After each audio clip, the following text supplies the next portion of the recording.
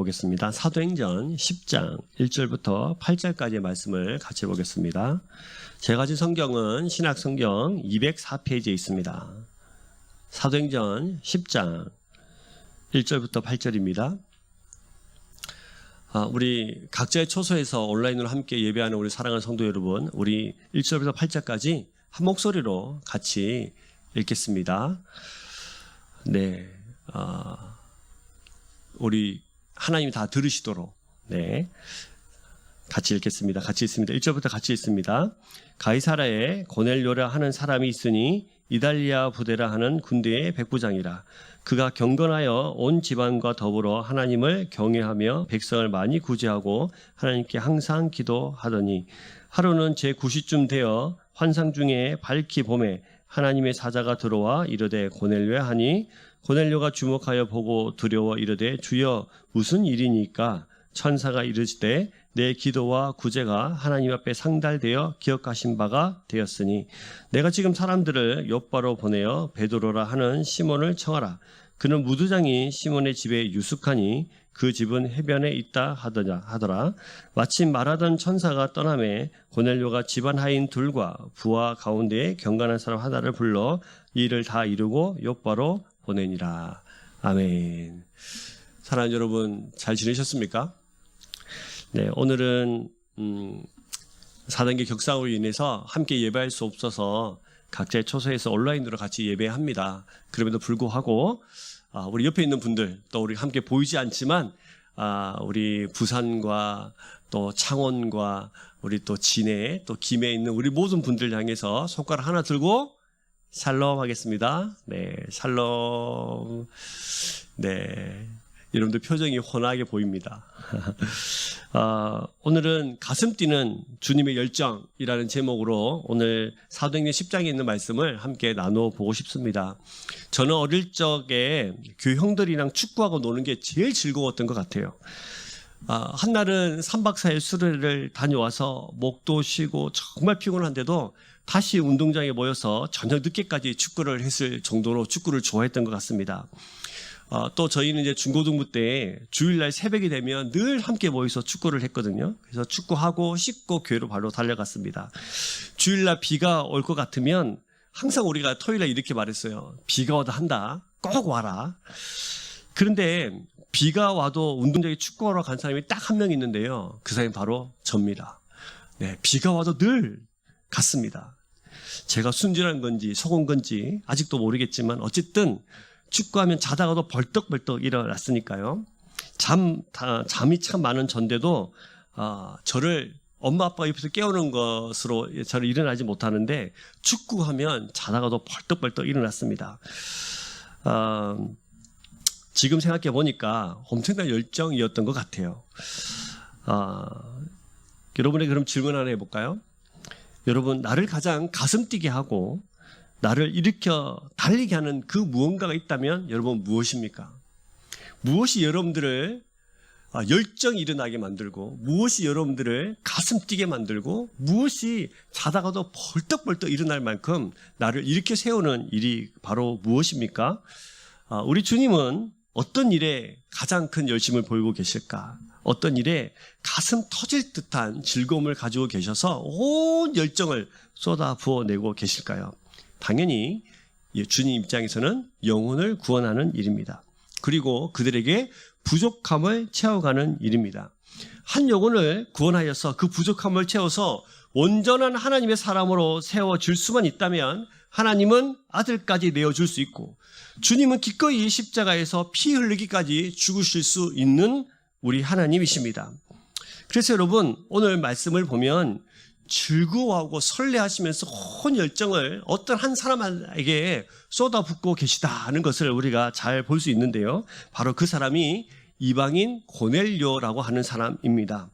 그래서 오늘 주님의 열정에 따라서 그 주님의 그 시선이 머물러 있는 고넬료를 중심으로 함께 살펴보고, 다음 주에는 이 고넬료에게 보내시는 베드로에 대해서 같이 한번 살펴봤으면 좋겠습니다. 오늘은 주님의 열정이 온전히 녹아있고 온 우주와 또 온 열정을 다합하여서 한 사람을 구원하기 원하시는 이 고넬료라는 사람을 살펴보기를 소망합니다.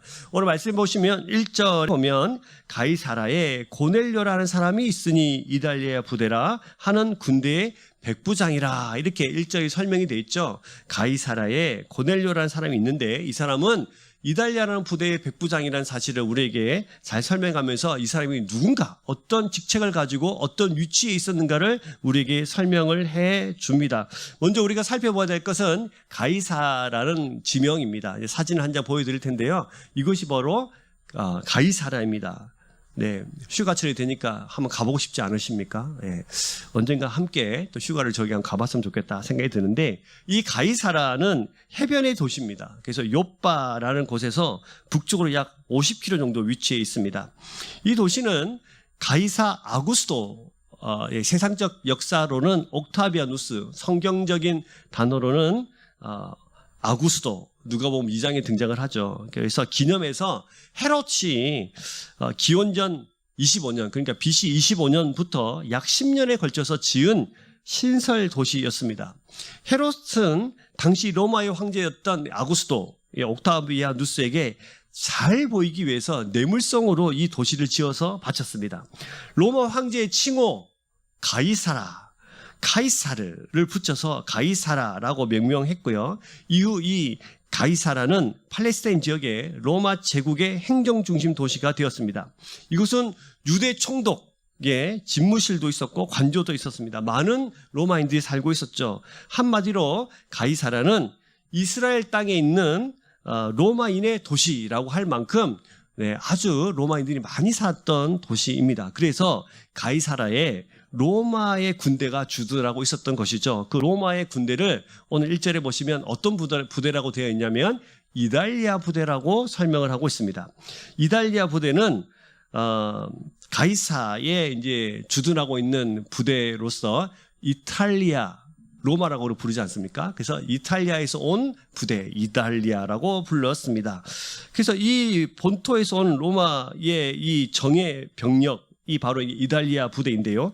당시 로마 제국은 식민지에서 벗어날 수 있는 어떤 소요나 폭동, 그리고 또 로마인들, 자기 사람들을, 자기 백성들을 치안을 담당하기 위해서 이 이달리아 부대를 배치하곤 했습니다.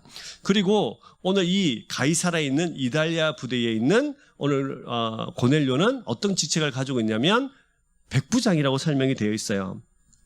로마 군대의 군사 조직을 보면 제일 큰 단위가 6,000명입니다. 6,000명. 6,000명이 제일 큰 단위로 되어 있어요. 그래서 우리가 이 부분을 우리가 거라사 지방에 어떤 귀신 들린 한 사람이 있었는데 그 안에 예수님께서 누구냐 이렇게 물으니까 나는 군대라 이렇게 말하는 것을 우리가 기억하시죠. 군대, 이때 이것을 헬라어로 레기온이라고 하는데 6,000명이란 뜻이에요. 그래서 6,000명이 한 단위로 되어 있어요. 가장 큰 단위가 6,000명입니다. 이것을 600명씩 10개로 나눕니다. 그런 부대가 있었고요. 이 600명씩 10개로 나눠진 이 부대를 100명씩 6개로 나누었습니다. 이것이 가장 작은 단위의 군사 조직이 됩니다. 그래서 이 100명의 수장 을 우리는 뭐라고 부르냐면 백부장이라고 부르는 것이죠. 성경에는 백부장이 5명이 등장을 합니다. 어떤 백부장은 이만한 믿음을 보지 못했다고 주님께서 칭찬하신 믿음도 있습니다. 그러나 그 이름이 등장하고 그에 대해서 소상히 설명하는 백부장은 오늘 우리가 봤던 사도행전 10장의 고넬료가 유일합니다. 그러면 이 고넬료에 대해서 좀 더 살펴봅시다. 이렇게 직책과 위치, 어느 곳에 있었던지에서 성경은 설명하고 있다면 2절을 보시면 이제 이 사람이 어떤 사람인가를 우리에게 또 가르쳐주고 있어요. 2절 말씀을 가보실까요? 2절은 이렇게 설명하고 있죠. 그가 경건하여 온 지방과 더불어 하나님을 경외하며 하나님을 많이 구제하고 하나님께 항상 기도하더니 라고 설명하고 있어요. 먼저 이 사람을 어떤 사람이라고 성경 기록해 놨죠? 경건하였다라고 설명하고 있습니다. 경건한 이 사람이 했던 3가지가 있습니다. 그것이 뭐냐면 첫 번째는 뭡니까? 하나님을 경외했습니다. 누구와 더불어? 온 집안과 더불어. 그러니까 이 사람은 혼자 하나님을 경외했던 사람이 아니라 온 식구들 그리고 함께 했던 모든 하인들까지 더불어서 온 집안이 하나님을 경외했던 그런 집안의 수장이었다. 가족의 가장이었다는 사실을 알 수 있습니다. 근데 이 부분이 참 재밌는 것은 이 고넬료가 로마 사람이지 않습니까? 로마는 사실은 우리가 잘 아시다시피 어느 민족보다 뭐가 많아요? 신이 많은 나라입니다. 우리가 아시다시피 그리스 로마 신화에 수없이 많은 신들이 등장하지 않습니까? 그들 모두가 다 로마의 신들입니다.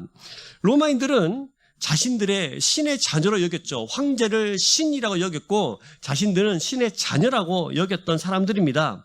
그리고 그들은 모든 일들을 신들과 관련시켜서 생각했습니다. 심지어는 어떤 나라를 정복하면 우리가 섬기는 신이 힘이 강해서 너희가 섬기는 신을 이긴 것이다 라고 생각할 만큼 아주 모든 것을 신들과 연결하면서 생각했던 사람들이 바로 이 로마 사람들이죠.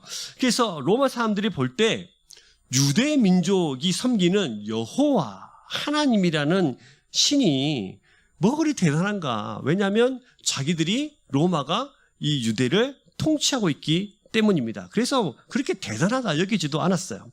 로마인으로서의 자존심도 상당했습니다.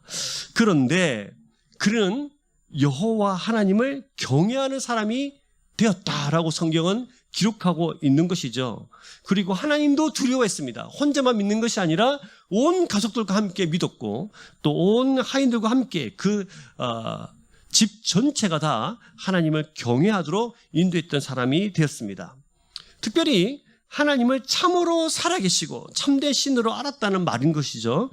그는 또 경외한다는 말은 하나님을 엄청 열심히 예배했던 사람이라는 사실도 우리는 알 수 있습니다. 그래서 이 사람은 하나님을 어떻게 한 사람? 경외했던 사람이에요. 두 번째는 고넬료는 경건한 그의 삶은 백성을 많이 구제했다라고 성경은 또 기록하고 있습니다. 이것은 참 재밌는 것이 하나님을 믿었는데 이웃을 사랑하는 것을 실천하고 살았다는 사실 또한 알 수 있습니다. 그래서 이 사람이 얼마나 율법에 열심히 있었던지 우리가 십계명을 아까도 함께 암송했지만 십계명을 통해서 우리가 하나님을 알 수 있는 것은 뭐죠? 하나님을 사랑하고 이웃을 사랑하는 것이라는 것을 우리가 두 가지로 요약해서 알 수 있잖아요. 그럼 지금 하나님을 경외했다는 것은 하나님을 사랑했다. 그리고 지금 고넬료는 구제하는 일을 열심히 했다는 것은 이웃도 사랑했다. 하나님을 사랑하고 이웃을 사랑하는 것을 철저하게 실천하며 살았던 사람이라는 것을 알 수 있습니다. 또 우리가 주목해 볼 것이 있어요. 어쩌면 가이사라의 사실은 주둔군이잖아요. 통치자로 온 것 아닙니까? 그래서 로마 백부장으로서 그리고 한 지역의 치안과 로마 정부의 대리자로서 지역의 가난한 사람을 돕는 것은 어쩌면 당연해 보일 수도 있는 일입니다. 그래서 자신을 위해서뿐만 아니라 로마의 위상을 위해서도 이렇게 해야 되는 것이 마땅할 수 있어요. 그러나 오늘 성경에서는 많이 구제했다는 것을 알 수 있어요. 많이 구제했다. 대충 구제한 것이 아니라 어떻게 구제했다고요? 많이 구제했다. 정복자의 특권, 정복을 깊게 하는 방법, 그 모든 것을 버리고 이 정복자는 압박하고 통제하는 것이 그들의 일이지 않습니까? 그러나 정복자로서의 모습이 아니라 지금 오히려 이 정복한 도시를 어떻게 해요? 섬기는 자의 모습으로 지금 고넬료를 설명하고 있다는 데 아주 큰 의의가 있다고 볼 수 있습니다.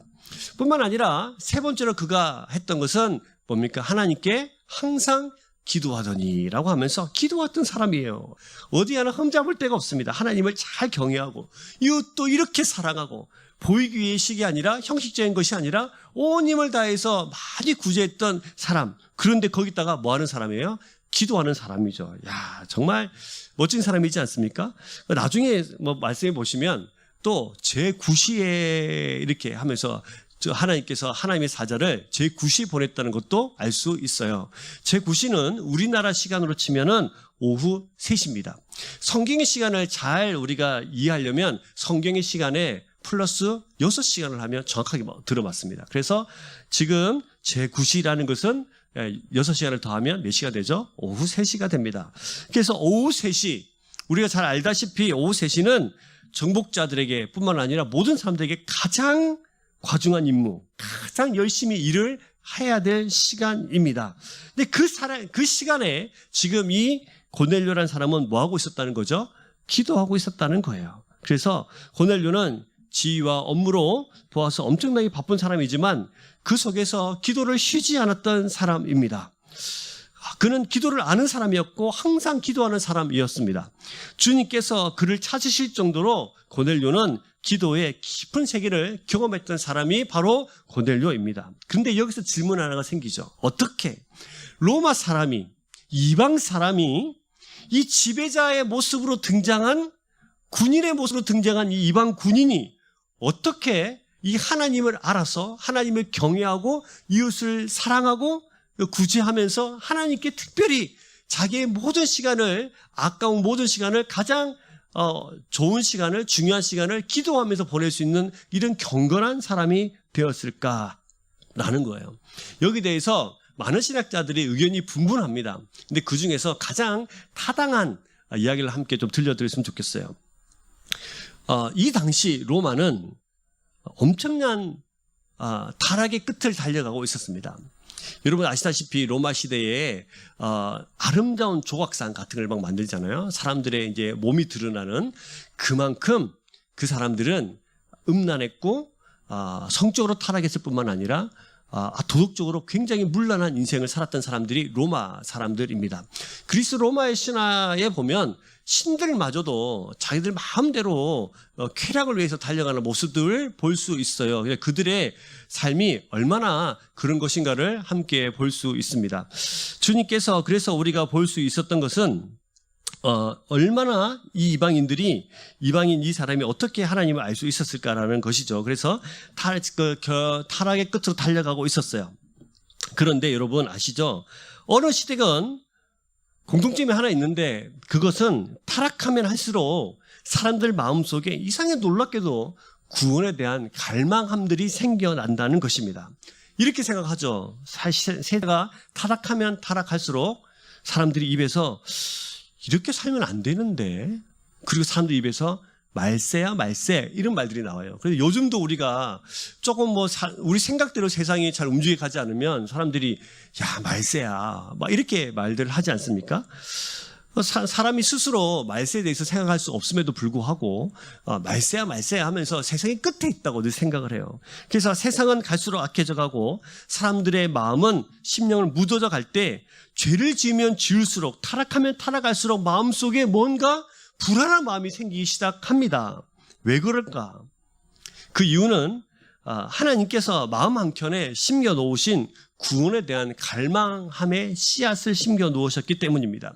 시대가 타락하면 타락할수록 이 씨앗이 움직여서 사람들은 스스로 질문합니다. 참 진리가 뭘까? 인생이 뭘까? 이렇게 살아가는 것이 맞을까? 세상이 이렇게 흘러가는 것이 맞을까라는 생각을 하게 돼 있어요. 아마 로마의 타락에, 로마의 모습을 지켜보았던 이 고넬료는 마음속에 이런 진리에 대한 갈망함, 그리고 이 씨앗이 움직였던 것으로 보여요. 그래서 어느 날 유대의 땅으로 발령이 났습니다. 썩을 대로 썩은 로마를 떠나서 유대 땅 가이사라로 왔는데 유대인들이 섬기는 하나님에 대해서 듣게 된 거예요. 로마에서는 수없이 많은 신들의 이야기를 들었는데 이곳에 오니까 신은 딱 한 명밖에 없는 거죠. 하나님, 여호와 한 분밖에 없는 겁니다. 유일하신 신. 근데 그 신이 잘 들어보니까 변함도 없으시고 신실하시고 우리를 사랑하시는 분이라는 사실을 깨닫게 된 겁니다. 그래서 고넬료는 믿음을 가지게 된 것으로 보입니다.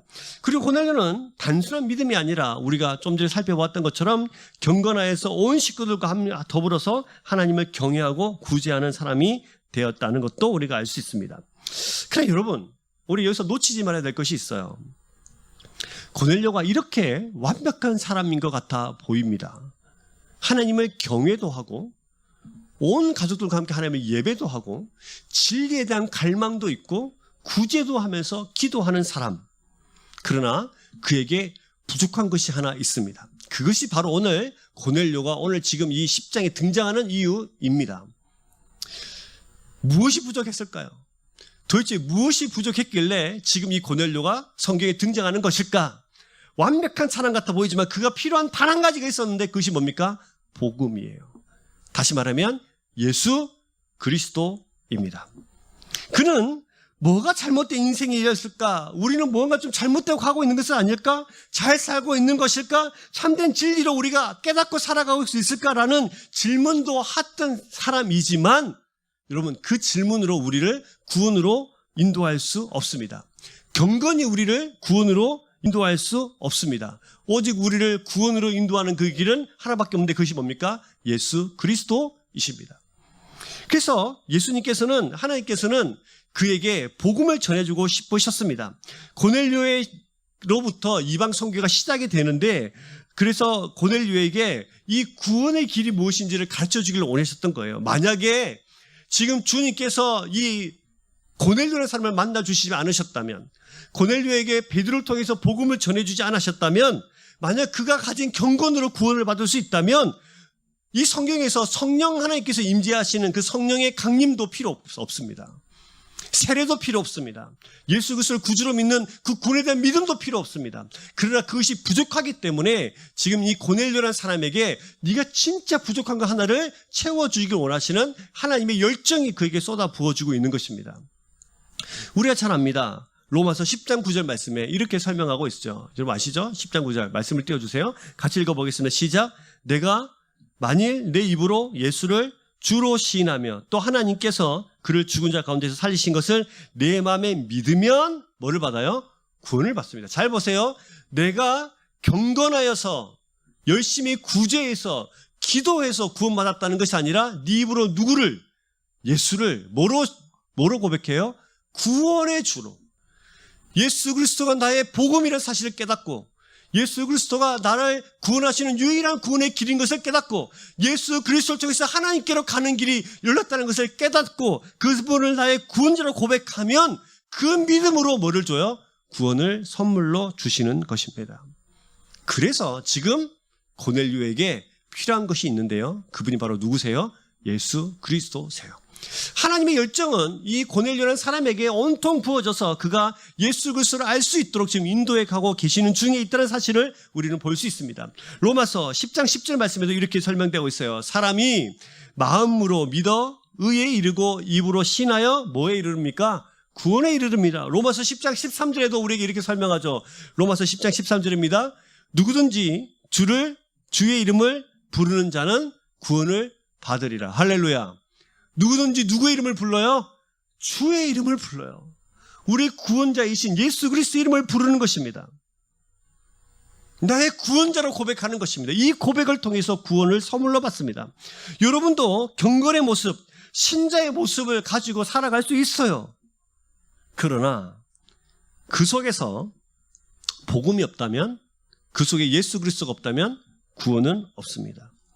뭔가 잘못되고 있었다고 해서 이렇게 사는 것이 맞는지 의문을 가진다고 해서 좀 더 다른 사람들보다 선한 일을 좀 더 많이 하고 산다고 해서 다른 이들보다 내가 이해식이 좀 더 넓고 또 마음도 넓어서 많은 사람들을 안아주고 많은 사람들이 상담을 하는 그런 사람들이 되고 우리가 모든 사람들에게 칭찬받는 사람이 된다고 해서 구원받는 조건이 갖추어지는 것은 아닙니다. 오늘 고넬료가 그렇지 않습니까? 모든 사람들에게 칭찬받을 만한 많은 사람, 그 사람이 바로 이 사람 아닙니까? 그러나 하나님께서 보내신 메시아이신 예수 그리스도가 바로 그 메시아라는 사실을 믿을 때 구원을 선물로 받게 되는 것입니다. 왜 이것이 중요합니까? 왜 이것이 중요하나요? 고넬료는 유대인들 통해서 구약에 있는 하나님만 믿었어요. 근데 지금은 새 시대가 담겼습니다. 성령님을 통하여서 예수 그리스도라는 분이 우리 이 땅에 오시고 그분을 통해서 구원을 받는 이 구원의 모든 길들을 지금 열어놓으셨잖아요. 그래서 이 고넬료 또한 누구를 알아야 됩니까? 예수 그리스도를 알았어야 됐습니다. 왜요? 왜 이것이 중요한가요? 도덕적 선행과 경건으로는 구원받을 수 없기 때문이에요. 다시 말해서 인간이란 아무리 선을 행하려고 해도 결국 죄 아래서 굴복할 수밖에 없는 연약한 존재이기 때문입니다. 그렇기 때문에 죄인은 반드시 예수 그리스도가 필요합니다. 따라서 작게는 고넬료에게, 넓게는 이방인들을 구원하시기 위해서 하나님은 고넬료에게 이 베드로라는 사람을 통해서 환상을 주시면서 예수 그리스도가 누구인가를 가르쳐 주셔야만 했던 거죠. 오직 예수 그리스도를 믿는 믿음으로 구원을 선물로 받습니다. 이것이 오늘 고넬료가 주님을 만나야 하는 이유고 우리 하나님께서 주님을 베드로를 통해서 전해주시는 이유입니다. 여러분 어떻습니까? 여러분들은 복음 속에서 살아가고 계십니까? 복음이 뭡니까? 복된 소식이잖아요. 죽을 수밖에 없는 나에게 생명의 줄이 탁 내려와서 이 생명의 손만 잡으면 산다. 이것이 죽음을 기다리는 사람들에게 복된 소식이지 않습니까? 정말 여러분 인생에 예수 그리스도가 복된 소식이십니까? 정말 예수 그리스도가 여러분의 모든 삶을 건져낼 그 유일한 길이십니까? 정말 예수 그리스도가 여러분들을 죄의 길에서 죽음의 길에서 건져내실 유일한 분인가를 믿으십니까? 이 믿음이 있어야 합니다. 이 복음의 능력이, 이 복음이 나를 가슴 뛰게 해야 합니다. 이 복음의 능력이 나를 살아서 용서섭치도록 해야 합니다.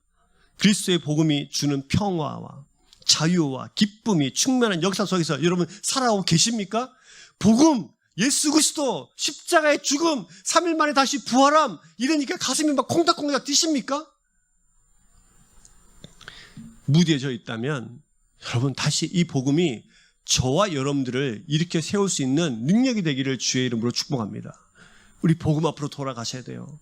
이것이 우리의 선행으로 우리의 열심으로 우리 구원받을 수 없다는 사실을 오늘 고넬료 사건을 통해서 우리에게 보여주십니다. 오늘도 고넬료를 찾아와 주신 그 하나님의 역사가 복음을 전해주고 싶어 하신 하나님의 그 전적인 열정이 고넬료뿐만 아니라 저와 여러분의 인생에도 쏟아 부어주고 있다는 사실을 믿으셔야 합니다. 사랑하는 여러분, 이 오늘 우리 함께 지금 온라인으로 함께 예배하고 있잖아요. 이 온라인 드리는 이 모든 예배가 우리 각자의 처소에서 예배드리는 이 모든 예배가 이 복음 때문에 고백으로 드려드리는 예배가 되어야 합니다. 주님, 나 같은 자에게 구원의 길을 주셨군요. 나 같은 자에게 예수 그리스도를 주셨군요. 나 때문에 예수님이 오셨군요. 그 은혜에 감격해서 드리는 것이 예배하는 것입니다. 그럼 우리가 비록 흩어져서 함께 모여서 예배할 수 없지만 여러분 이 예배가 내 가슴을 뛰게 하는 그 예수 그리스도의 그 은혜를 찬양하고 경배하고 그 예수 그리스도 이 땅에 보내주셔서 살리신 하나님을 찬양하고 우리 속에 함께 역사하시는 성령 하나님을 예배하고 경배드리는 저와 여러분들의 예배가 되기를 주의 이름으로 축복합니다. 자, 이래서 계속해서 말씀을 좀 살펴봤으면 좋겠어요. 그래서 우리 하나님의 열정이 그에게 막 쏟아지고 있었습니다. 3절부터 6절에 보시면 하루는 제9시쯤 되어 환상 중에 밝기 봄에 하나님의 사자가 들어와 이르되 고넬료야 하니 고넬료가 주목하여 보고 두려워 이르되 주여 무슨 일입니까? 천사가 이르되 내 기도와 구제가 하나님 앞에 상달되어 기억하신 바 되었으니 내가 지금 사람들을 요바에 보내어 베드로라 하는 시몬을 청하라 하면서 그에게 환상 중의 기도 가운데 나타나 보여주셨어요. 자, 이 부분은 굉장히 중요한 부분이죠. 9시, 아까도 말한 것처럼 오후 3시에 기도하는 중에 하나님께서 사자를 보내셔서 환상 중에서 밝히 보여주셨습니다. 요바로 보내라. 요바로 가서 베드로를 불러와라. 이렇게 말하는 거죠. 이제 지도 한 장을 보여드릴 텐데요. 요바가 도대체 어디고 가이사야 어딘가? 이럴 수 있잖아요. 그래서 여러분 이해를 돕기 위해서 사진 한 장을 보여드리겠습니다. 여러분들이 보고 계시는 왼쪽 한 9시 정도에 보시면 요바가 보이십니까? 보이십니까? 네. 창원 보이십니까? 네. 보이시죠? 네, 요바입니다. 저 요바고요. 위로 쭉 해안선을 따라 올라가면 저기에 가이사라 보이세요? 보이십니까? 네. 보이시죠? 저기입니다. 지금 저 가이사라, 저 가이사라에서 요바로 지금 밑으로 한 50km 정도 되는 이 거리를 가라는 거예요. 저기 해안가에 무주장이 시몬의 집에 베드로가 있는데 데리고 오라는 겁니다. 자, 여기서 우리 청년부 우리 형제 자매들이 청년부만 있는 단체 카톡방에 이 질문을 했어요. 왜 고넬료가 직접 가지 않고 왜 부하와 함께 가족 하인 2명을 보냈을까 질문을 했습니다. 그래서 이 좀 대답을 좀 해드리면, 고넬료는 백부장입니다. 그래서 함부로 자리를 비울 수 있는 사람이 아닙니다. 특별히 주둔군의 수장이었기 때문에 지역을 옮겨간다는 것은, 이 지역을 벗어나 다른 지역을 간다는 것은 상급자에게 또 보고를 하고 허락을 받아야 되는 상황입니다. 그래서 번거로운 행정적 절차가 있습니다. 그래서 고넬료는 가장 믿을 수 있고 가장 쉽게 가장 빨리 가장 보낼 수 있는 것은 자기의 명령을 주어서 하인 2를 보내는 것입니다. 믿을 만한 하인을 보내는 것이죠. 그리고 부하 1명을 딸려 보내는 것은 이 부하가 이 하인 2명을 잘 보호할 수 있도록 보호수단으로 이 3명을 함께 묶어서 이 미션을 주고 가서 베드로를 데리고 오라고 지금 보내는 것입니다. 근데 여러분, 우리가 또 살펴봐야 될 것 한 가지는, 여기서 함께 놓쳐서는 안 될 것이 하나 있어요. 우리가 4절을 보시면 고넬료가 주목하여 보고 두려워 이르되 주여 무슨 일이니까 천사가 이르되 이렇게 말하는 거죠. 내 기도와 구제가 하나님 앞에 상달되어 기억하신 바가 되었으니 라고 하면서, 그가 비록 예수 그리스도를 몰랐지만 하나님을 아는 그 열심으로 열심히 하나님을 경외하고 기도하고 구제했더니 이것을 하나님 앞에 상달되었다고 성경은 기록하고 있는 거죠. 그럼 여기서 우리가 오해하지 말아야 될 게 한 가지가 있습니다. 그러면 우리 열심으로, 우리 열심히 무언가를 하면 하나님께서 그 기도를 그래서 상달받으시나? 는 거예요. 아니요. 지금 이것은 하나님께서 그가 행하고 있는 것을 주목해서 봤다는 거예요. 특별히 예수 그리스도를 몰랐지만 그가 가지고 있는 열심이 워낙 탁월해서, 워낙 열심을 가져서 그의 열심히 경건한 삶을 살아서 하나님께서 그에게 지금 주목하고 계시다는 거예요. 그래서 하나님께서도 기억할 만한 탁월한 경건을 가지고 있었다는 것을 우리에게 가르쳐 줍니다. 그러면 우리 하나님께서 왜 이것을 기억하셨을까? 는 거예요. 자, 그러면 보시면 이렇게 돼 있어요. 자, 구제를 했죠. 구제라는 것은, 이 구제라는 단어는 행위만을 사실 가르치는 것이 아니라 구제 행위를 수반하고 있는 그 마음에도 집중하는 단어입니다. 그래서 즉 사람을 긍휼히 여기는 마음으로 끝나지 않고 더 나아가 긍휼의 마음을 삶으로 옮겨 놓는 그 사람이 바로 고넬료였다는 거예요. 그렇다면 우리는 하나님께서 고넬료의 기도가 상달되었다고 말하는 의미를 좀 더 알 수 있어요. 고넬료는 자신을 높이려는 의도가 아니고 긍휼히 여기는 마음으로 단지 생각뿐만 아니라 그 긍휼의 행위를 수반하는 삶과 기도가 하나가 되었던 사람이라는 사실을 우리는 알 수 있습니다.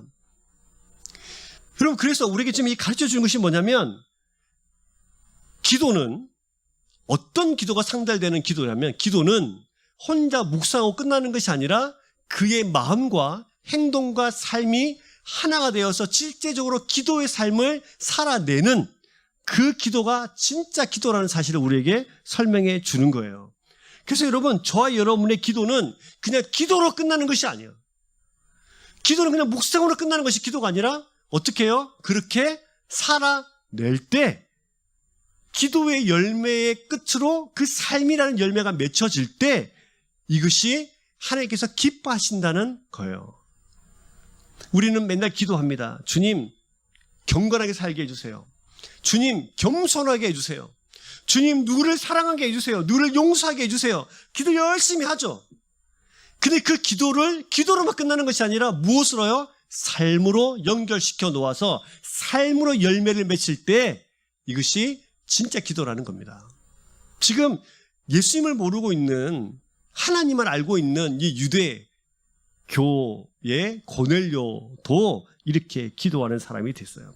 근데 이 기도가 중요한 것은 당시에 이 고넬료에게 하나님을 전달해 주었던 유대교 사람들은, 특별히 바리새파 사람들은 자기가 경건하다, 나는 의로운 사람이라는 것을 보이기 위해서 금식을 할 때 얼굴에 막 칠을 하고, 그리고 금식할 때 사람들 많이 다니는 길에서 방울 달린 옷을 입고 다니면서 딸랑딸랑하면서 나는 금식하고 있어요, 나는 기도하고 있는 사람이에요, 나는 열심히 구제하는 사람이에요, 이것을 막 사람들이 보이기를 좋아했거든요.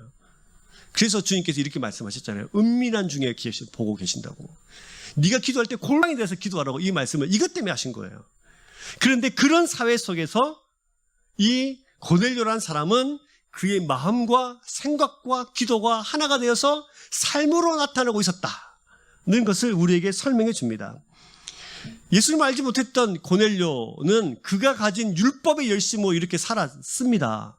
그럼에도 불구하고 사랑하는 여러분, 그의 탁월함이 있었지만 이제는 저와 여러분들이 예수 그리스도를 알고 있잖아요. 우리에게 복음을 가졌잖아요. 우리가 복음 안에 있잖아요. 그래서 여러분, 우리가 예수 그리스도를 알기 때문에 더 열심히 우리가 주님과 함께 우리가 기도가, 생각이, 모든 것들이 하나로 연결되어서 우리의 모든 것이 삶으로 열매 맺히는 인생으로 살아가기를 주의 이름으로 축복합니다. 여러분, 그래서 오늘 이 또 고넬료의 기도가 상달됐다는 것을 통해서 우리가 잘 알 수 있는 것이 한 가지가 있는데요. 주님께서 한 사람 한 사람을 뭐하고 계십니까? 그렇죠. 살피고 계세요. 주목하고 계세요. 오늘 제목을 주님의 가슴 뛰게 하는 주님의 열정이라고 그랬는데, 한 사람을 구원하기 위해서 하나님께서 가슴 뛰는 열정으로 그에게 복음을 심어주려는 작업을 하고 계시잖아요. 근데 또 한 가지 중요한 것은 주님께서 그 사람을 잘 살피시고 잘 보살피시고 그 사람의 일거수일투족을 캐치하고 계신다는 그 열정도 볼 수 있어요. 한 사람을 집중한다는 것이 얼마나 큰 열정입니까? 얼마나 많은 열심히 쏟아 부어져야 되는 일입니까?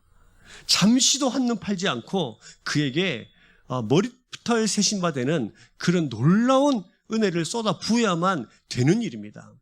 그래서 오늘 고넬료를 보니까 그가 하는 생각과 행동과 모든 것들이 하나님께서 보고 계시고 캐치하고 계시고 지금 주목하고 계신다는 사실을 우리가 볼 수 있어. 여기서 우리가 기억해야 될 것이 뭡니까? 하나님은 우리도 그렇게 보고 계신다. 우리도 그렇게 살피시고 계신다. 우리도 그렇게 한 사람 한 사람에게 하나님의 모든 열정을 쏟아부어서 지금 살피시고 계시고 우리 함께 하신다는 겁니다. 사랑하는 여러분, 우리가 이렇게 기도하잖아요. 주님, 힘들고 어려울 때 뭐라고 기도하세요? 주님, 나 버리지 마세요. 주님, 나와 동행해 주세요. 도대체 내 아픔을 아시기는 하십니까? 나의 고통을 아십니까? 언제 나를 멀리하지 말아달라고, 언제나 나와 함께 해달라고, 나를 버리지 말아달라고 기도합니다. 우리 기도대로 주님께서는 우리와 동행하십니다. 믿으십니까? 네, 동행하시죠. 하나님은 성령님 우리에게 주셨어요. 그리고 성령님 내 안에 내주하면서 하나님과 우리가 언제나 어디서든 어떤 장소든 어떤 시간이든 동행할 수 있도록 우리와 함께 하셨습니다. 주님은 우리와 함께하고 계시는 것이죠. 그래서 주님은 우리의 모든 것도 알고 계십니다. 그래서 우리 주님은, 우리 하나님께서는 우리에게 이렇게 또 말씀하시잖아요. 사무엘 16장 7절에 보시면 우리 잘 아는 말씀이 있어요. 같이 읽어보겠습니다. 시작. 여호와께서 사무엘에게 이르시되 그의 용모와 키를 보지 말라. 내가 이미 그를 버렸노라. 내가 보는 것은 사람과 같지 아니하니 사람은 외모를 보거니마다 여호와는 중심을 보느니라 하시니라. 주님을 뭘 보시죠?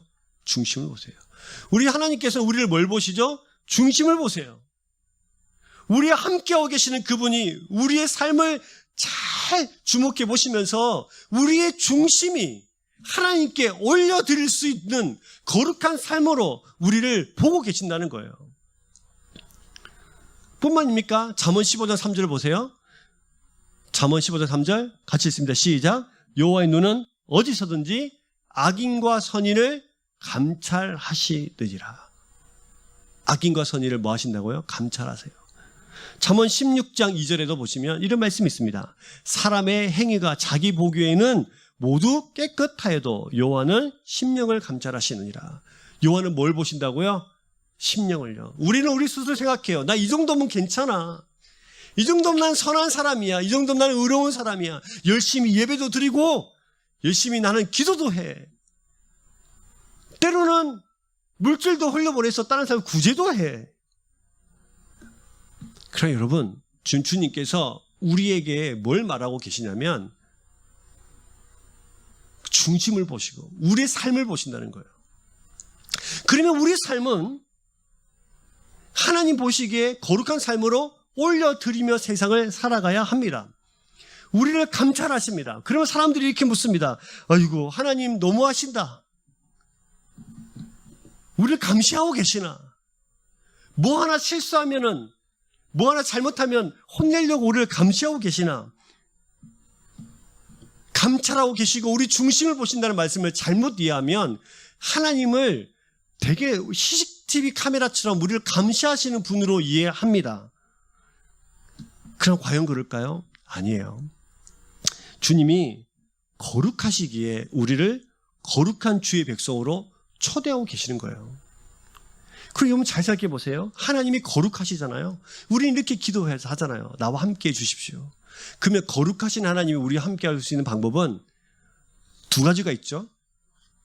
우리처럼 부정하게 돼서 함께 하던가, 그죠? 아니면 부정한 우리를 거룩하게 만들어서 거룩함으로 함께 하던가. 여러분 어떤 걸 선택하시겠습니까?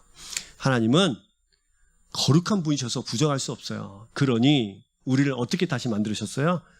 거룩함으로 만들어서 거룩함으로 영원토록 존재하시려고 하시는 것이죠. 그래서 여러분, 우리에게 거룩함을 요구하시고 너의 생각과 모든 것을 감찰하시면서 때로는 우리가 주님의 생각에 벗어나서 우리는 깨끗하다고 우리가 맞다고 생각하지만 그 뜻을 벗어나서 악한 길로 접어들면 때로는 우리를 한 대 찧어박기도 하시면서 때로는 우리를 드리블해가지고 벼랑 끝에 몰아넣기도 하시면서 우리를 거룩한 주의 백성으로 인도해 가시는 것입니다. 여러분 잘 기억하십시오. 이 또한 하나님의 열정이에요. 열정이 있어야 보살피죠. 열정이 있어야 인도하죠. 힘이 있어야 보살피죠. 힘이 있어야 하나님 품에 끌어안죠. 얼마나 우리를 사랑하시면 품에 끌어안았는데 날마다 가슴 찢어지도록 아프게 하는 그 죄 많은 인간을 포기하지 않으시고 계속 끌어안고 계시겠습니까? 이것은 하나님의 열정이고 거룩으로 우리를 초대하시는 거룩한 초대입니다. 사랑하는 여러분, 말씀을 좀 맺어보려고 해요. 이 거룩한 초대에 반응하는 우리가 되기를 주의 이름으로 축복합니다. 거룩한 삶을 올려드리는 우리가 되어야 합니다. 주님의 열정은 결국 우리와 같은 죄를 만나주시고 그냥 내팽개쳐두는 것이 아니라 거룩한 주님 닮은 백성으로 변화시켜 놓는 것입니다. 한 영혼을 구원해내서 그 거룩함이 빠져있는 그 거룩함에 부족한 그 자리를 채워 넣어서 거룩한 주의 백성으로 이끌어 가시는 것이죠. 그래야만 영원토록 함께 할 수 있기 때문이에요. 그래야만 영원토록 하나님 나라를 누릴 수 있기 때문이에요. 부정하면 결국 죽으니까요. 살려내서 영원한 거룩함으로 하나님과 함께 영원토록 왕노릇하며 살 수 있도록 우리를 인도하시려는 하나님의 열정이 있기 때문입니다. 여러분 아시겠죠? 옆에 분들에게 같이 한번 저를 따라서 설명하시면서 축복하시면서 저를 따라서 설명해 보시면 좋겠어요. 저를 따라 해보십시다. 당신을 향한 하나님의 열정은 아무도 막을 수 없습니다. 이번에는 자기 자신을 향해서요. 같은 손을 놓고 저를 따라 해볼까요? 하나님은 오늘도 가슴 뛰는 열정으로 나를 인도해 가고 계신다. 할렐루야. 여러분 믿으십니까? 네. 그래서 우리가 오늘도 거룩함으로 하나님 앞에 서실 필요가 있습니다. 거룩하게 사십시다. 우리의 삶을 살피시는 주님 보시기에 흠이 없도록 사십시다. 그게 부족하면 하나님 붙잡고 예수 그리스도 나를 위해서 이 땅에 보내주신 예수 그리스도 부여잡고 삽시다. 날마다 죄 가운데 있으면 죄를 회개하면서 예수 그리스도 이름을 붙잡고 부여잡고 내 속에 그 부족한 가운데 예수 그리스도를 채워넣으면서 살아보십시다. 코로나 시대에 우리의 삶이 거룩한 주의 백성으로 바로 서서 거룩한 주님의 열정이 나에게 쏟아 부은 바 되어지는 삶으로 깨닫고 살아가는 저와 이름 되시기를 주의 이름으로 축복합니다.